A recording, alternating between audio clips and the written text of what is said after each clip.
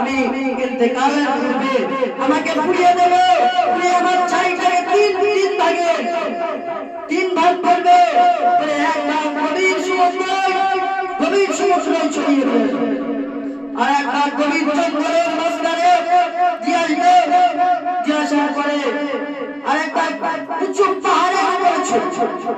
আমার আল্লাহ পাকের কি ক্ষমতা, তিনি আল্লাহ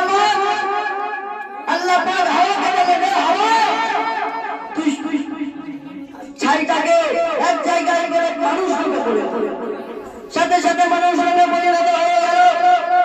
আল্লাহ পাক ওই ব্যক্তিকে বলতে লাগলো, হে বান্দা, তুই কি জন্য এই কাজ করলি, আমাকে করতে। তখন বলতে লাগলো, আল্লাহ রাব্বুল আলামিন, আল্লাহ পাক, আমি সারাটা জীবন গুনাহ করে ফেলেছি, ভুলের কারণে গুনাহ করার পরে আপনার আযাব বড় ভয়ঙ্কর, আপনার আযাব বড় কঠিন, সেই আযাবের ভয়ে আমি এই কাজ করেছি।